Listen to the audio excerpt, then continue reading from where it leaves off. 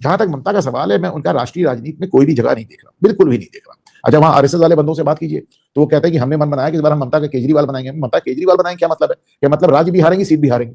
तो ये और काफी कॉन्फिडेंट भी है कि ममता हार रही भवानीपुर से, हार रही नहीं हार रही तो समय बताएगा।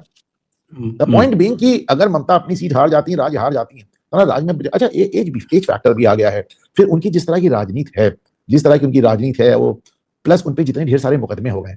आपने देखा कि मुख्यमंत्री रहते हुए सुप्रीम कोर्ट कह चुकी नहीं, ये सब नहीं चलेगा, ये गुंडागर्दी नहीं चलेगी। हाँ, आप तो देश में लोकतंत्र का मजाक, सुप्रीम कोर्ट ने यहां तक कह दिया, मुझे याद नहीं आता कि पिछली बार सुप्रीम कोर्ट ने कब किसी राज्य के लिए लिटरली कोट अनकोट वही शब्द कहे जो 356 में लगते हैं, total breakdown of constitutional machinery. तो आप total breakdown of law and order, बल्कि कपिल सिब्बल ने कहा भी साहब ऑर्डर से ये लाइन निकाल दीजिए, उनका देखते हैं, फिर डाल दिया, निकाली भी नहीं, डाल दिया वो लाइन। तो नहीं, कॉन्स्टिट्यूशनल मशीनरी की जगह चेंज करके उसको लॉ एंड ऑर्डर कर दिया, लॉ एंड ऑर्डर कर दिया। नहीं, लेकिन उन्होंने कहा भी लॉ एंड ऑर्डर था, कॉन्स्टिट्यूशनल मशीनरी कहा भी नहीं था उन्होंने, कहा भी उन्होंने लॉ एंड ऑर्डर था, बट बात तो एक ही हुई ना। अगर लॉ एंड ऑर्डर का टोटल ब्रेकडाउन है तो कॉन्स्टिट्यूशनल मशीनरी गई।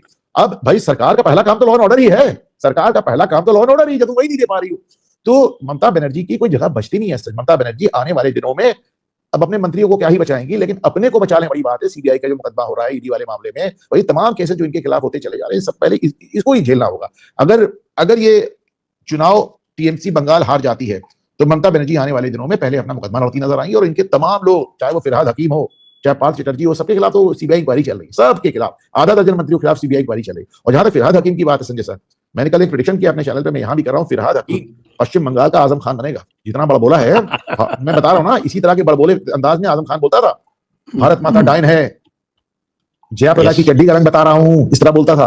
तो ये सब, और आज देखिए उनका क्या हाल हो गया, हाथ जोड़ के कह रहे हैं अरे भैया मुझे बख्श दीजिए, मुझे बख्श दीजिए। ये आदमी पश्चिम बंगाल, अगर टीएमसी चुनाव हार जाती है, अगर जो एग्जिट पोल आए हैं सही निकलते हैं, तो आप मानकर चलिए कि ये आदमी बंगाल का आजम खान बनेगा। बाकी जो भारतीय जनता पार्टी के लोगों से बात करें तो कहते हैं कि साहब अगर हम 130 भी आ गए तो सरकार बना लेंगे। कैसे बना लोगे? वो साहब गवर्नर बदला क्यों था हमने चुनाव के जस्ट किसी कारण से बदला था ना, तो हम एन रवि को लेकर आई इसीलिए।